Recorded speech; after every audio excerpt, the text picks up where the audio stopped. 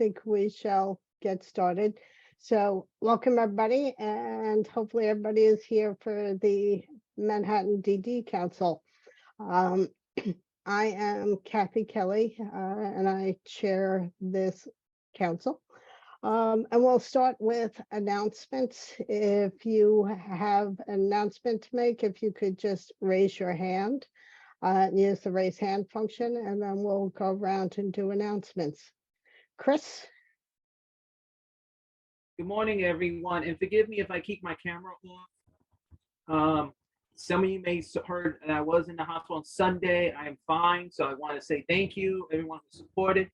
I'm here today as transit, just to let everyone know that, and I already sent that email to you, Kathy, to your main Manhattan DD Council Gmail before the incident. Just to let everyone know, yes, the Omni app is in effect.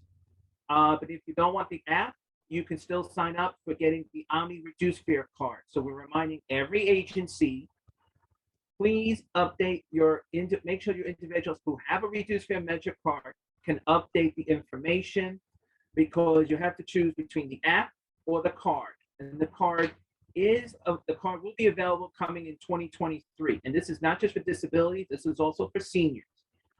Coming soon, Accessoride will have that Omni card as well. That card will have a picture, as well as much more surprises that are coming up soon. Now, I know Chris Treva asked me this question a couple of months ago. We are still working on the student Omni card. That should be coming next fall as well. I have emailed all that information that's in effect for the Omni Reduced Fare. And second, the baby stroller pilot is in effect. On your route in Manhattan will be the M31 bus. That will have that logo saying baby strollers are allowed to enter the bus, and there's a special area for them. Same area as a walker will be going in as well. The wheelchair area is still the same. You do have new buses where the seatings are a little different. Those are for walkers, baby strollers, and any person who has a cane or any mobile devices. The wheelchair and mobile wheelchairs are still in the same spot, has not changed. For all this information, please visit the mymta.info/accessibility.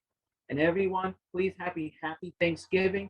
And please be alert that starting after Thanksgiving, we'll be back to gridlock alert.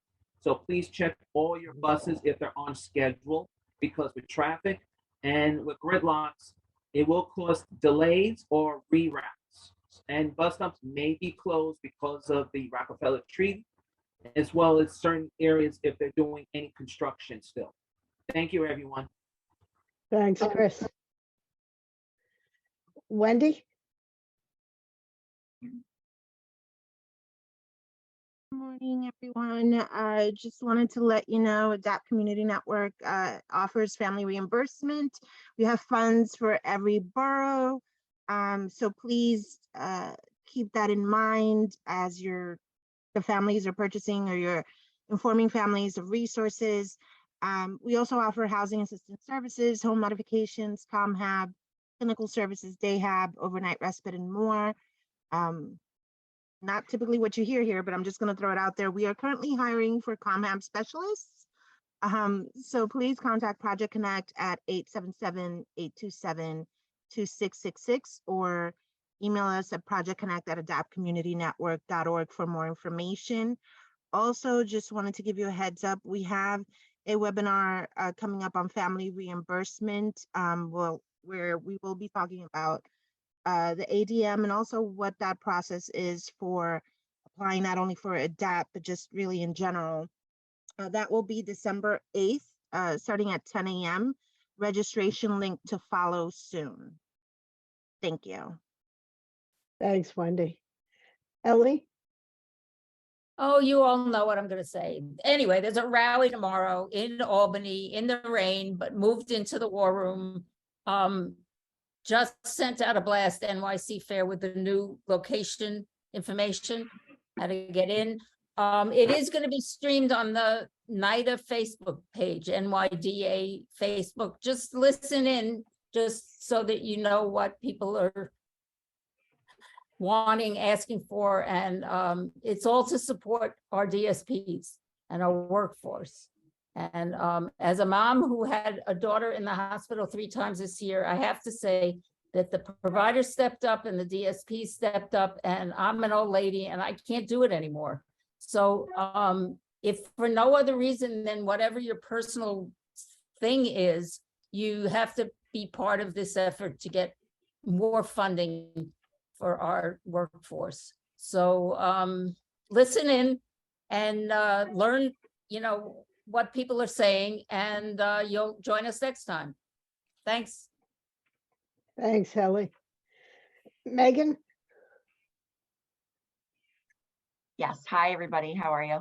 I just wanted to, I'm going to put the link in the chat, but I just wanted to let you all know I'm one of the directors of provider relations at ACA-NY, and we had a webinar last week explaining basically an understanding of the CCOs, how they work, and just answering some common provider questions.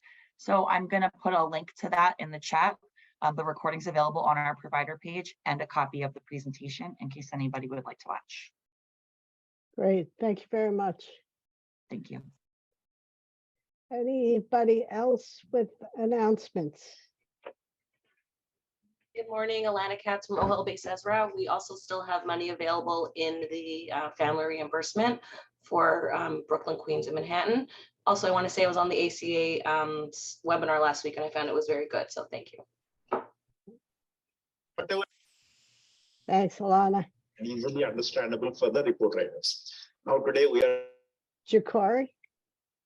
Hi, my name is Jakari. I'm a case manager at Synergia. I would just want to let you guys know that we are a nonprofit organization that provides family support to family. We provide and have vacancy in family support for information referral and non-Medicaid family, as well as an evaluation program for non-Medicaid families that reside in Manhattan. We have education advocacy, we have housing advocacy, and family reimbursement as well. I'm going to put the link of our website if you want to know more information, and our intake person. So if you guys are interested in receiving services from our agency, you can always get in contact with them. That will be all. Thank you. Thanks, Jakari. Mary?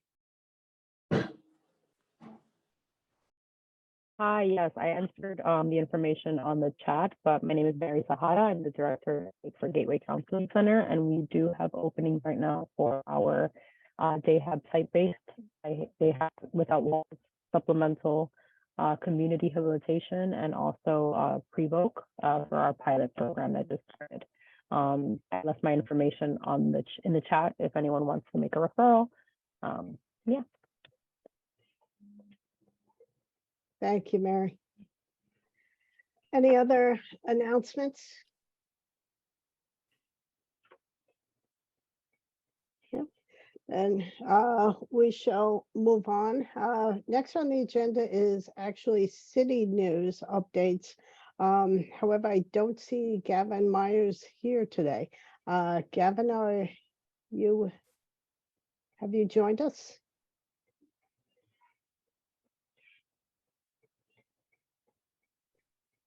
Then we shall move on to state updates. James? Hi, good morning, everyone. It's been a while since I've been attended one of these meetings, so I'm glad I was able to join today.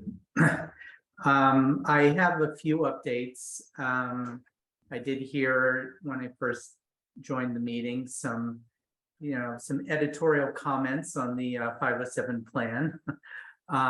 It was released on November 1st.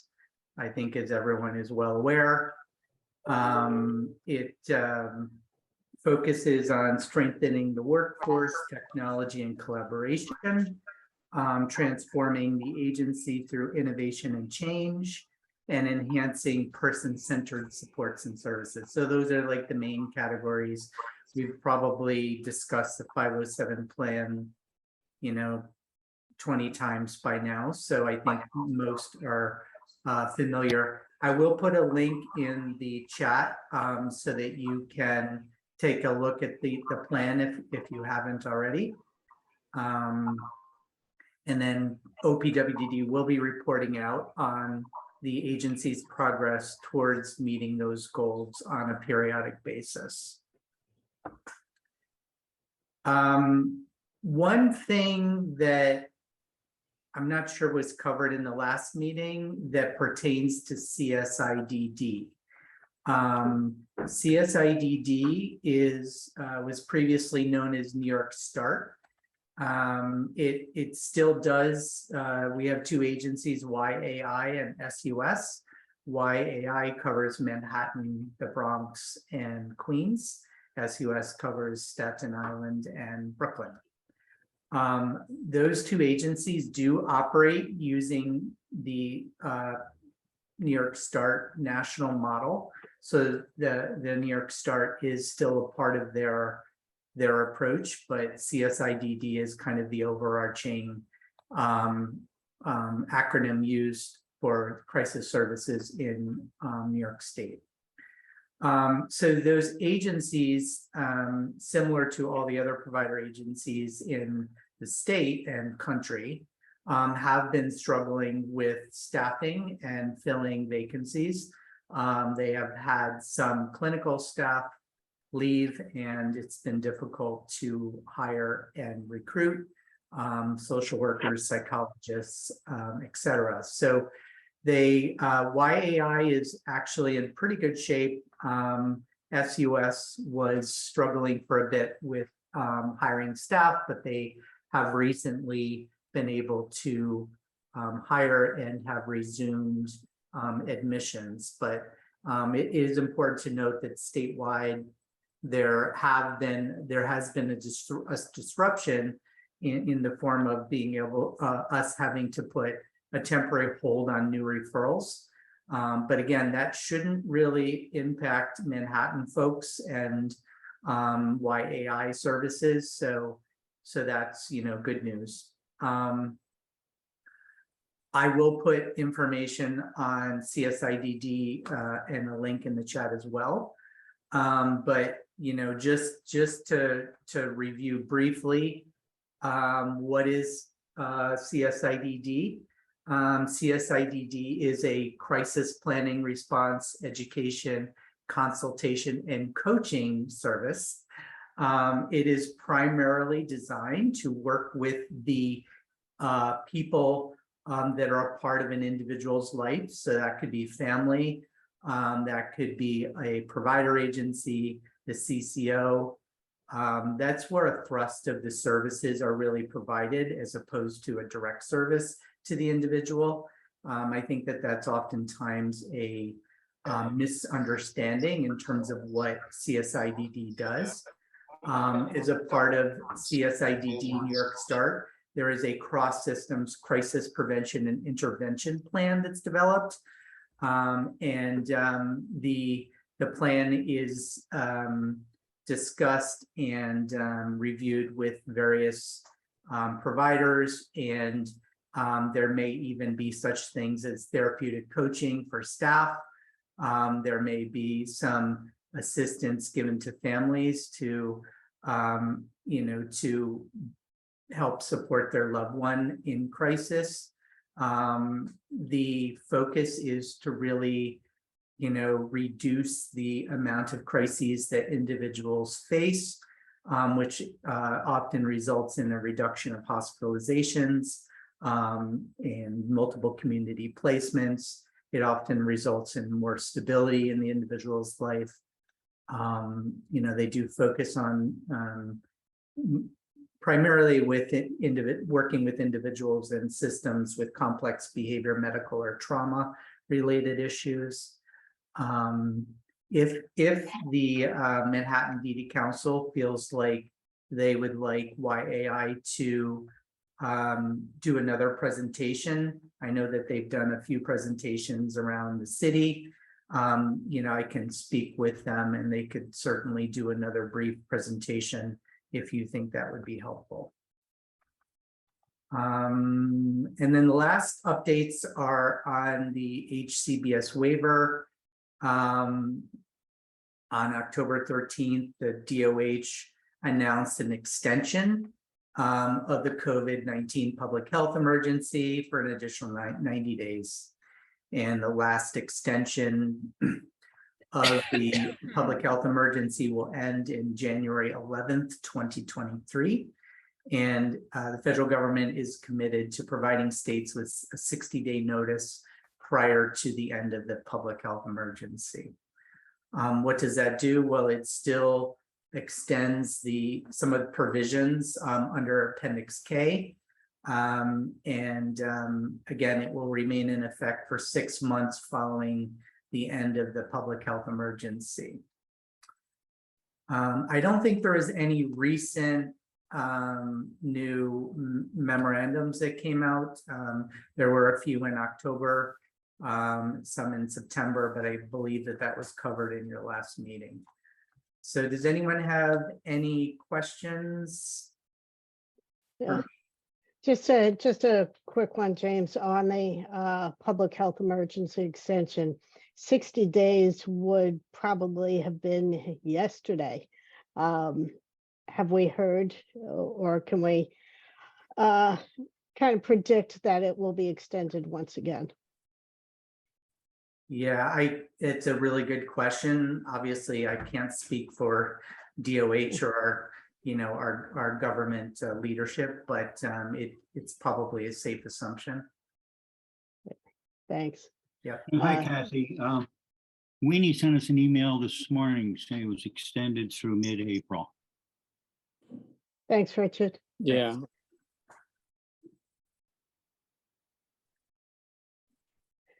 Any other questions for James or on the state updates?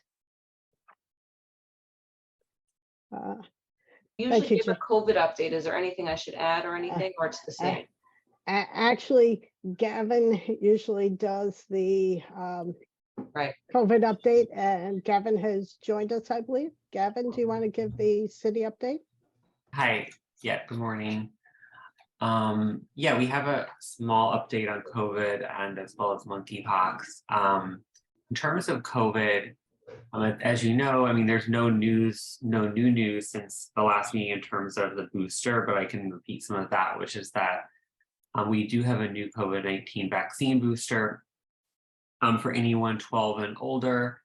And for that particular vaccine, it is a booster specifically tailored toward Omicron. So if you have not had the booster, it would be a good idea to get it as we go into winter.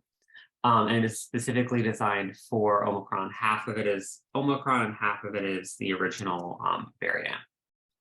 And you can get this booster at the same time as other vaccines, including the flu shot. In terms of COVID-19 cases, the percent positive is a little higher since our last meeting. It's 11%, but it is still considered stable, meaning that 11% of all the tests that are coming back, positive is part of that to indicate how much COVID is spreading through the community. Right now, we have about 2,484 cases a day, which is also considered stable. And the case rate is 208.6. Hospitalizations, however, are decreasing, and so are deaths, the daily average as well. So those are all good news. This is good news with respect to COVID. At this point, I'll also provide a small update about the latest information on monkeypox. So right now, actually, in part due to vaccination for monkeypox, we are seeing only about 1 case per day, which is amazing, because at the peak, there were about 1,300 daily cases at certain times.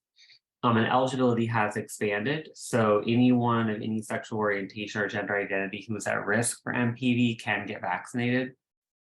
And there are still some walk-in clinics, but those will be closing, I think, soon. So a lot of the locations for obtaining this vaccine will be through your healthcare provider.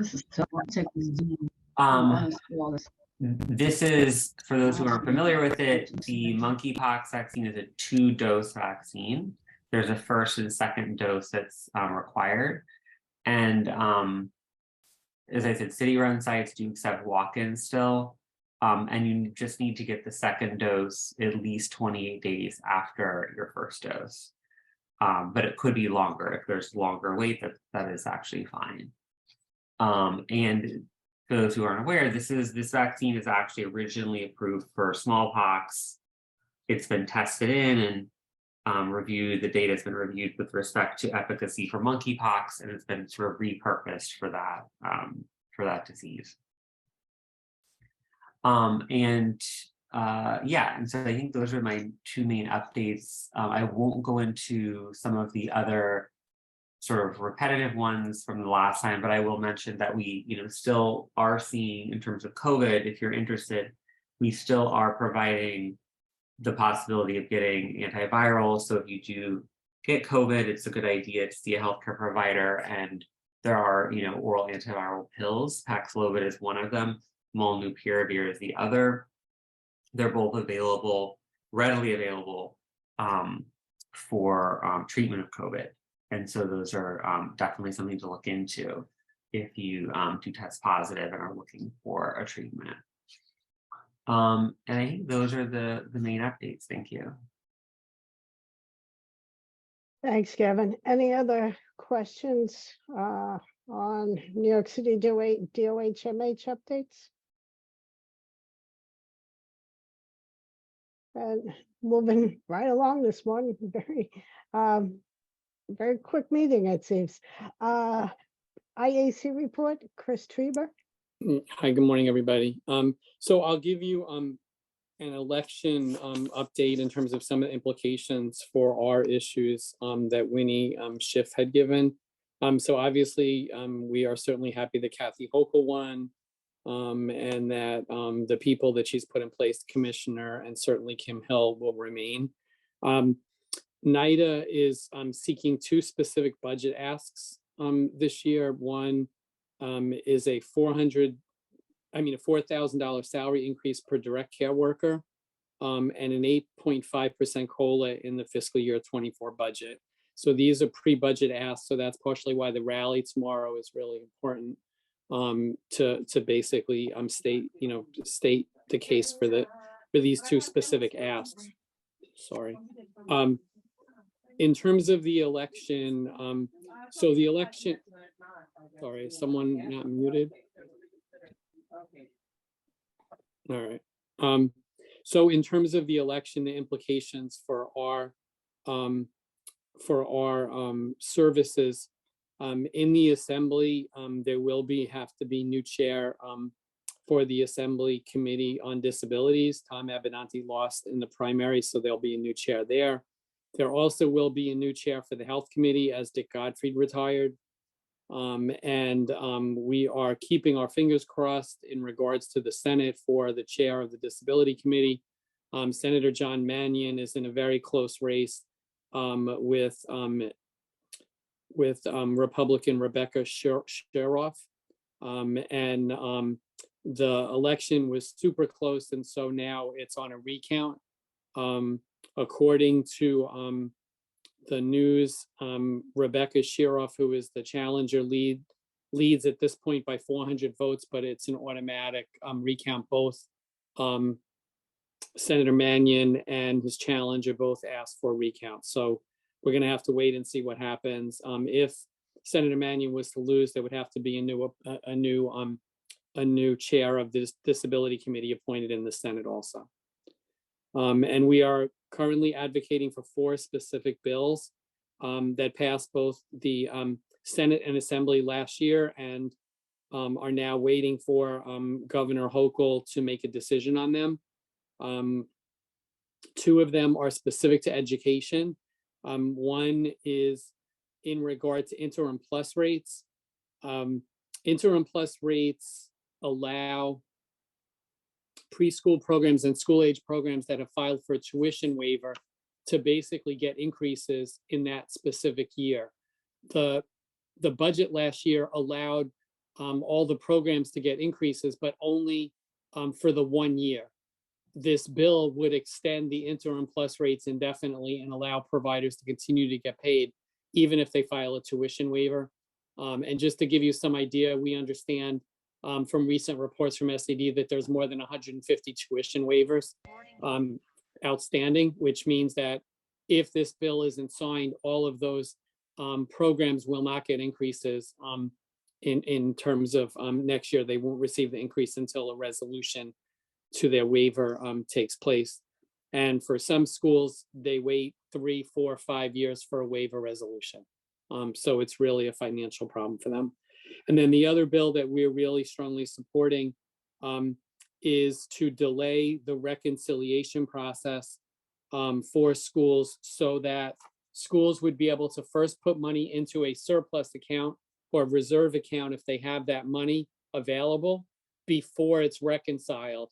And the biggest, sort of real concern around this is if reconciliation was to take place before schools were able to put money into some sort of a reserve fund or a surplus, that funds would be recouped by the state in many cases, because schools right now are unable to spend all their money because they can't hire enough teachers and teacher assistants. So they have a lot of unspent money.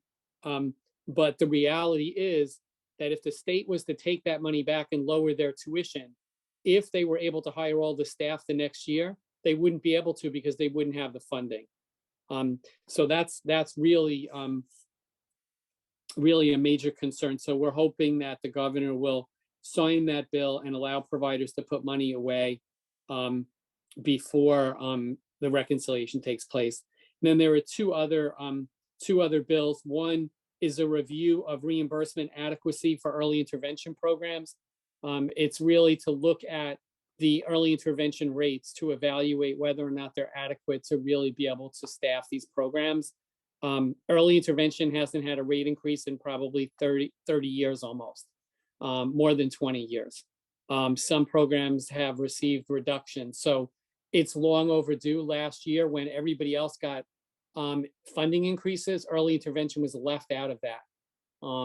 And so this year we are absolutely going to be fighting for an increase for early intervention. And then the last one is regarding OMIG policies, to enact sensible changes to OMIG policies and procedures that would prevent undue harm to the providers. So those are the 4 bills that we are supporting right now. And in terms of lobby days, just so people know, it looks like right now we're going to do a combination of in-person and virtual lobby days. We also are going to assist in developing visits at the local level, is certainly for education for sure. NIDA has their own lobbying effort in terms of the OPW areas, and IAC will be supporting that in terms of the leadership appointments. Education at this point may very well be a separate education day. That's what we're looking at, and basically having very specific meetings on education issues, since education is absolutely a major priority. I'll give you an update from the Regents meeting. The Board of Regents met yesterday. They unveiled their initiatives in terms of budget and legislative initiatives for 2023-24 session. Some of them were not really discussed in any kind of detail yesterday. So I'm just kind of reporting what was up on the PowerPoint slides they presented. One of them is they're looking for funding for a preschool inclusivity grant for districts to provide a continuum of services to children with disabilities. They also are looking to get statutory changes to streamline current application process for school districts so they can provide preschool special education services.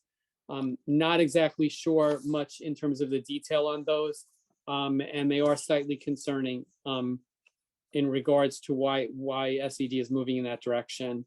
And then under funding, they are looking for equitable funding for our schools, and they also are pursuing funding so that SED can initiate a redesign of the tuition methodology.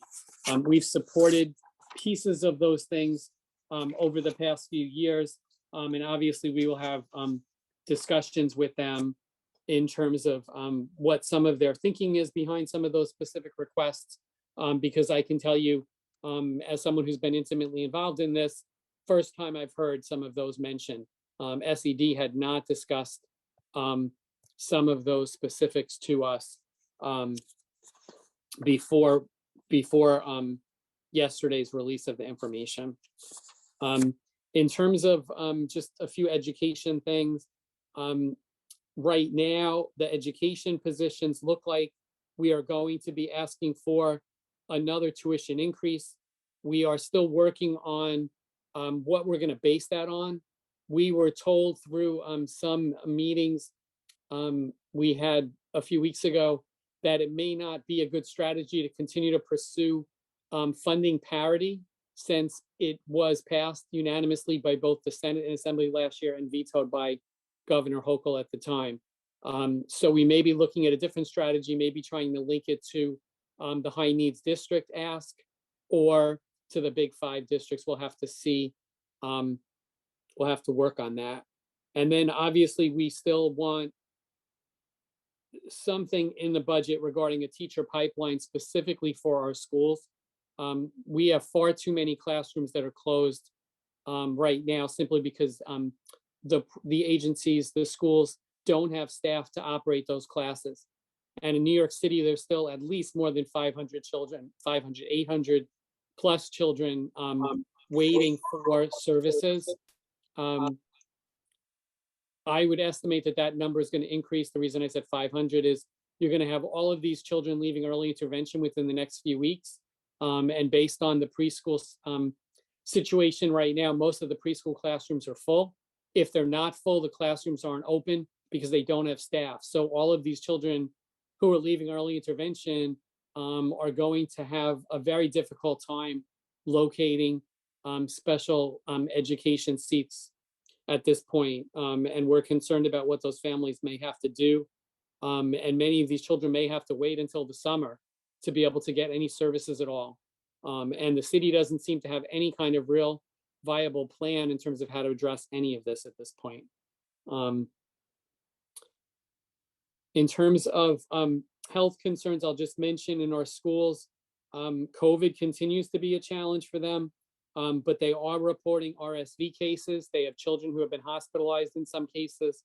And then the other virus that really is definitely going around within our schools is the Coxsackie virus, hand, foot, and mouth disease. Many of the schools report having children with Coxsackie virus. And then some schools are starting to report that children have the flu, and some of the staff.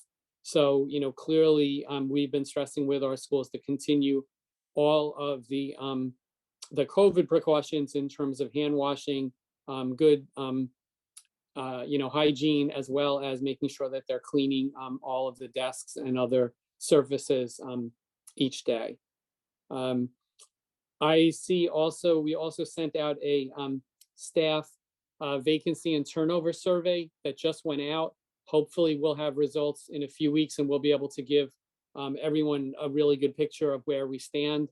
But we do know that many of our schools have vacancies, the majority do, for teachers and teacher assistants.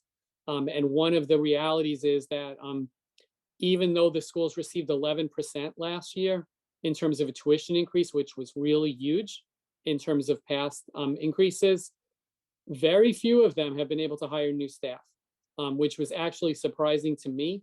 I had hoped that that would make our schools a little bit more competitive in terms of salary. But really what the 11% has helped schools do is maintain some of the current staff. They haven't lost as many staff possibly as they have in the past. But very few have said that they've been able to hire any new teachers, and even struggling to hire teacher assistants. So that's a very concerning thing. In terms of evaluation sites, just to give you an idea, they are really backed up. They have many, many families calling for children to be evaluated. And if a family calls today, they're going to be given an evaluation date in January. So they're more than a month and a half behind. Also, part of that is because they don't have staff. Just like all of our other schools, they don't have evaluators. And many of our schools are now reporting that the Department of Education in New York City has recruited all of their occupational therapists, and they're recruiting their physical therapists. The consultant agencies that our schools depend on for these services, they don't have staff either. And so we have many, many children who are not receiving their full IEP mandates at this point. It's really concerning. And then the last thing, I'll just kind of give you an update in terms of on November 20, about 2 weeks ago, there was an oversight hearing regarding early childhood. I testified at that, talking about some of the preschool challenges. There will be another city council hearing on November 21st regarding transportation issues. Actually, it's specific to school bus transportation issues. So we're not sure yet what testimony we may submit or just submit written testimony. We're kind of evaluating that at this point. And then the contract enhancement in New York City, the majority of our preschool providers have been targeting January as the date where they would start the contract enhancement services, which would be offering 6 hours and 20 minutes of service to children instead of the 5 hours that they, currently offer. We were told at the last minute by the Department of Ed that yesterday was the deadline for programs to approve their budgets in order for them to be, in order for their contracts to be reviewed by the Panel for Educational Policy at their November 30th meeting. That meeting was necessary in terms of having contracts ready to go for January. So we don't really know where our providers stand at this point. We don't believe that as many as we thought were going to be able to start in January, but we'll probably have more of an update soon. And then the last thing I'll just mention, there is a requirement in New York City. Public health law requires that all children aged 6 months to 59 months must be vaccinated against the flu in order for children to continue to attend the preschool special education programs and other pre-K programs. They need to be vaccinated. So if you're working with families or working with families with young children, please make sure the parents understand that the children have to be vaccinated. Our understanding is the DOH MH Bureau of Child Care will be enforcing this, and our schools will have no choice but to exclude children after January 1st if they do not have proof of a flu vaccine. So it's just really important to make sure families understand that. We've been stressing that with our preschool providers. I don't know if anyone has any questions about any education.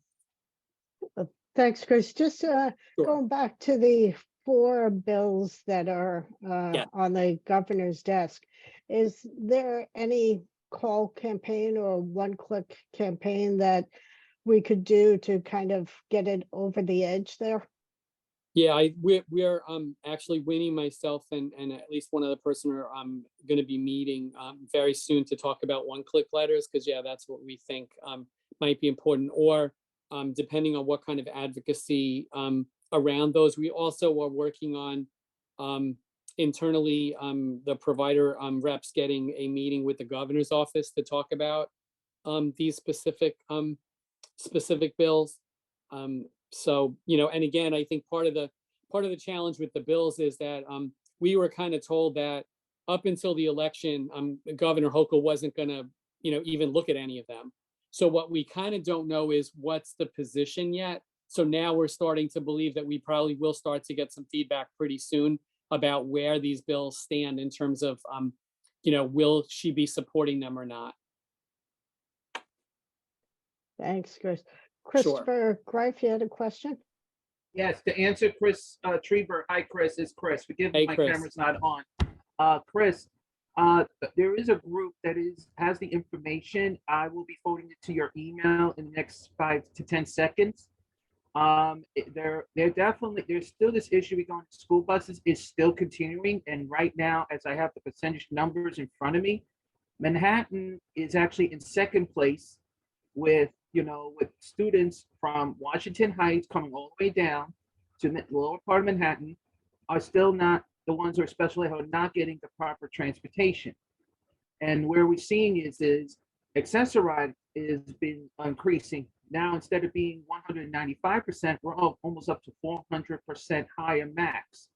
And this is, we can't blame Access-a-Ride on this one because, No.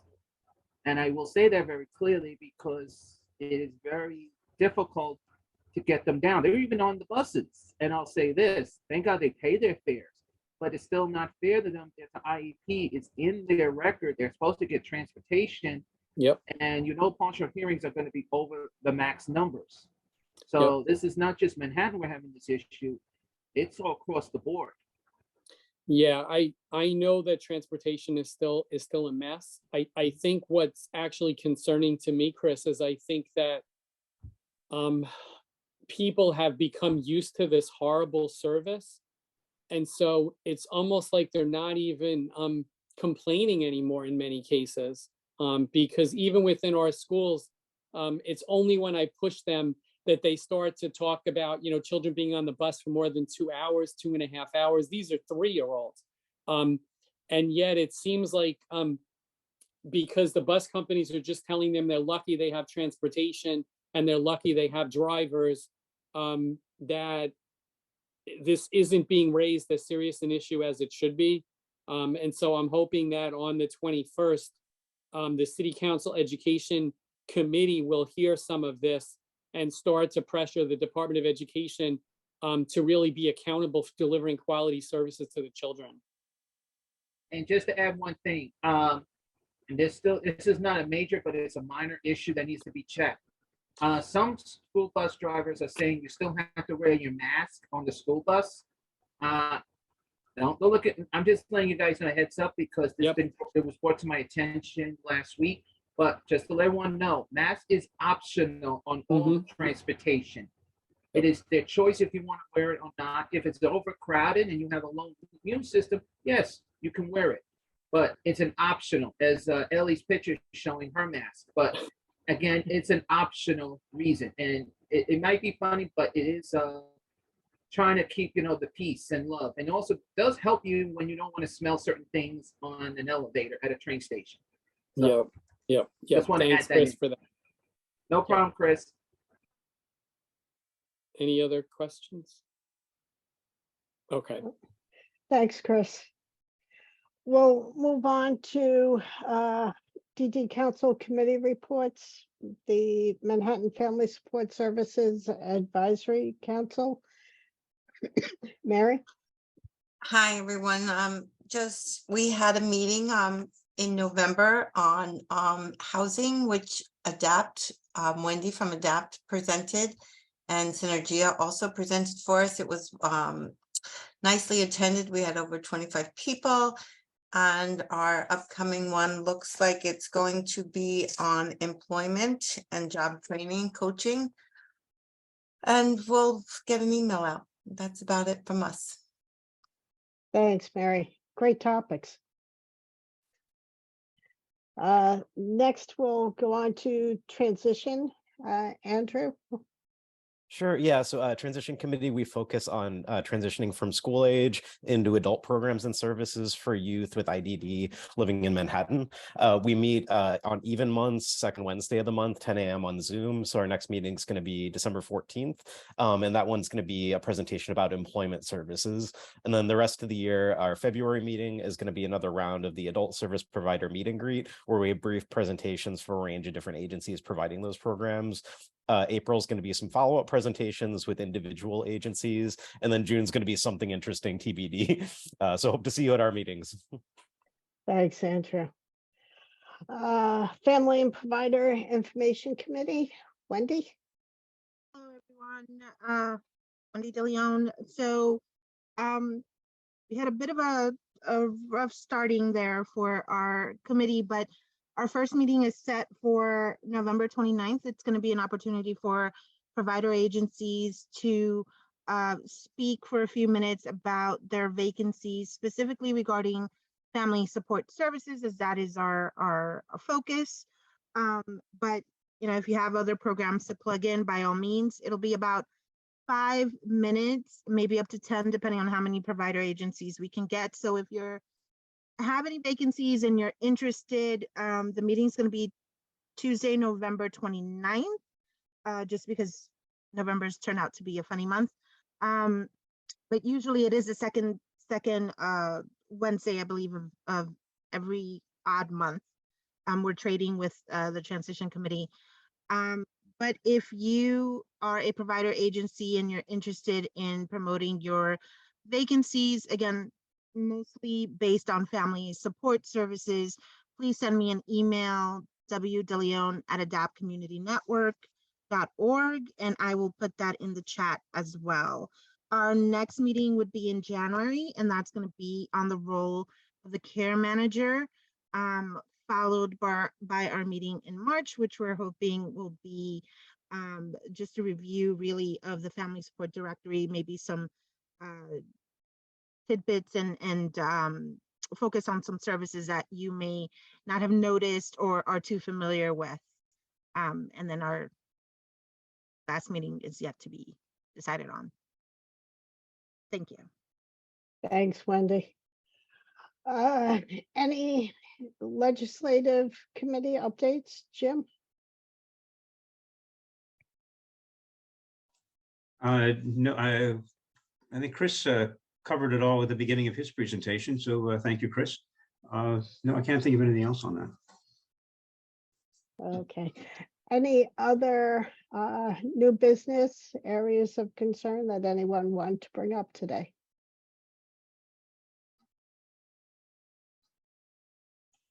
No?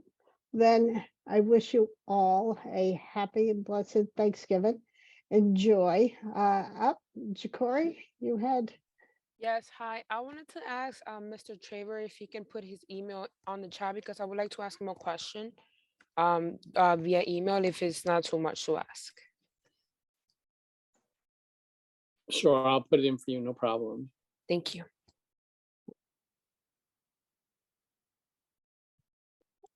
And last call. Happy Turkey Day. Happy Turkey Day. Yes, happy Turkey Day. Even if you don't want turkey.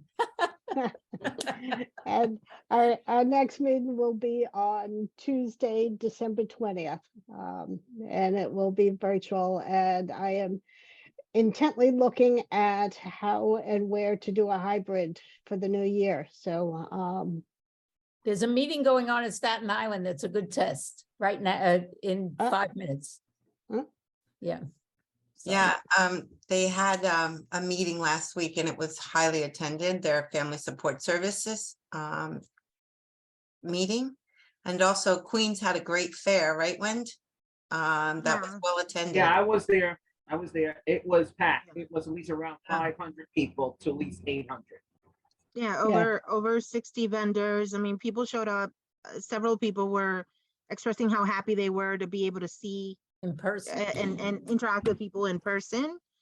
But yeah, I mean, agency wise, I mean, we go wherever there's opportunity. So if you build it, we shall show up. But yeah, it was definitely well attended. I was hoping actually that Jay would join us today and kind of speak on his final numbers and stuff, but I know that they were sold out. They reached capacity. So you know, it was extremely well attended, and very, very good feedback from what I understand. And not an easy area to get to, so you had to want it to go. You really had to want it because it, you know, once you took the train, it was still a nice walk and not the easiest hotel to find. No. Well, it is easy when you exit from the 7 train or the Long Island Railroad because they're both like ADA accessible. Right there, yeah. Yeah, thank you. As Ellie just seconded my motion. Thank you, Ellie. Yep. I must not known the exit then, because when I exited, using it's the almost like the elevator, mind you, hotel. because I was rolling things. I still had to use my phone and my Google map to find my way around. Absolutely, Wendy, from someone who takes a 7 train every day into the city. The accessible entrance and the exit with the elevator is way down on Roosevelt Avenue. So it's on the eastern end of the stop, and then the hotel is all the way to the west. Yeah. A little bit too late. Well, you Next can year. always take the Long Island Railroad with your city tickets, only $5. But I hope we really can consider starting in-person things real soon. Yes. Or at least the blended ones, Hybrid, right? the hybrid that Staten Island's trying today for that roundtable with the commissioner and Winnie and yeah. So Do you have a link for that, Ellie? our last blast, not the one that came today, the one before, it's in there. Okay, You have to register to get the link. okay. PCCS, everybody go on and find it. It's not on their website. Okay, thank you all. Bye, and everyone. have a Bye. great Thanksgiving. Thank you. Ciao. Bye.